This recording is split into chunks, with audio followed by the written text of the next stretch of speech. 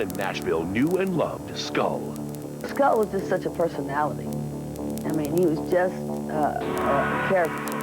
Oh, everyone loves Scully. Skull and I have been friends a long time. Now you can stand side by side with country music's biggest stars as they hunt for his killer.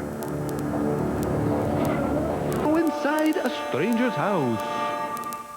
Willie Nelson, Tanya Tucker, and some other greats of country music are asking for your help. One of their most beloved friends was murdered right inside this club, and there are very few clues to go on. So let's let these country legends tell the story themselves, as only they can.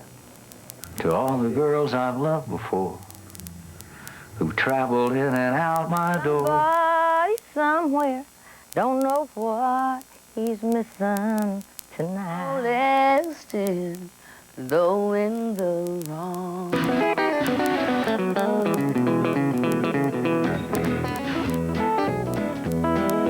In our business, Nashville is home. We're just happy to be a small part of country music. We've had some great times down there, I tell you.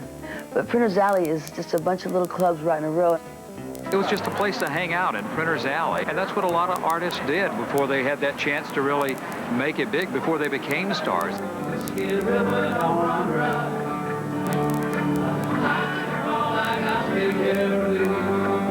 Printer's Alley there in Nashville had a lot of colorful places and a lot of good spots to go, and Skull's place, the Rainbow Room, was one of them, and it was, everybody, you know, checked it out every time they'd go to Nashville. You knew him just as Skull. You know, it took me a while before I knew his real name was David Skull Schulman, but I always just knew him as Skull, and everybody did. Skull and I have been friends a long time, and he was a fan and friend, and ever since I first went to Nashville back in 1961. He was the mayor of Printer's Alley. Even if he was self-elected, he was the mayor. We met Skull when we first came into town to do Hee Haw in 1968, and he loved Hee Haw. He loved country music. He told me, he said, I breathe and eat, I love country music. We had made a decision to adopt him as a Hee Haw cast member. But before you leave the city, you want just one more thrill. Go hear the tuba player at Skull's Rainbow Bar and Grill. We got him a pair of Hee Haw overalls, a Hee Haw cap, and a Hee Haw t-shirt. He wore them everywhere. You'd see him walking up and down the street with his poodles. Skull was just such a personality. I mean, he was just a caricature.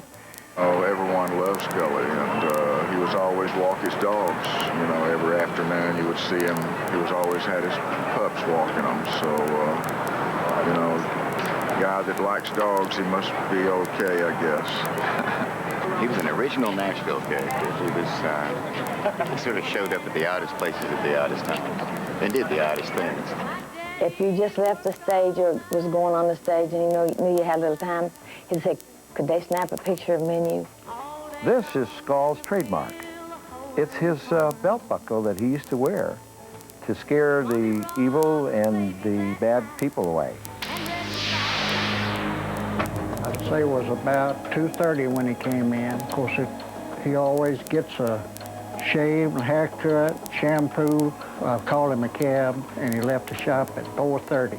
It was about 4:30 when I went over to Skull's Club, and I chatted with him for a spell. He wanted me to put some photos up for him, but I was very tired from working somewhere else. And I told him I'd do it tomorrow, and I left about 15 minutes right after I entered there, and that was the last time I saw Skull.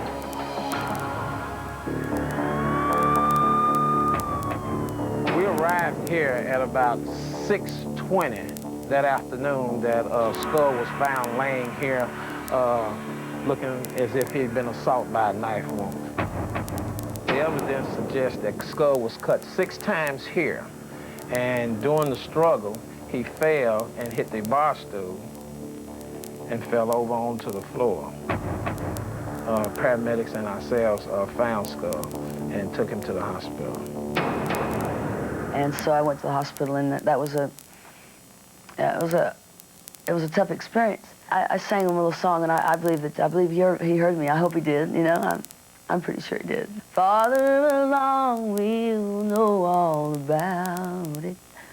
Farther along, we'll understand why. So cheer up, my brothers, live in the sunshine, 'cause we'll understand it all by and by.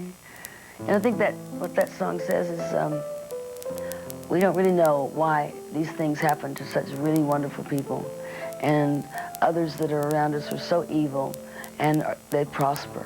He died an hour later, but we'll all miss Skull. We think after the killer, after he attacked Skull, he rushed into the ladies' restroom here, briefly washed up, and rushed out, leaving out the rear of the bar. We think it was a botch robbery. Our profile on the person that we think is responsible is a young white male, considerably tall, since Skull was 6 feet himself. We think that he used a weapon that was very dull, and the attack on Skull itself was amateur. This is the first murder that ever happened in Prentice Alley. This is a very safe area because you have so many professional people who have businesses in this alley here. It's just a shame that someone that wouldn't hurt nobody, wouldn't hurt anyone, has to die so just maliciously. And I do pray that as a result of you folks taking a segment like this and doing it, that we can find who murdered David Skull Shulman. If you know anything about this crime, call 1-800-CRIME-TV. Now, one thing we've learned over the years is that punks usually talk. Now, someone out there must have heard something. If you know anything at all about the murder of Skull Shulman, please make that call. Now, if you want to learn more about this case, you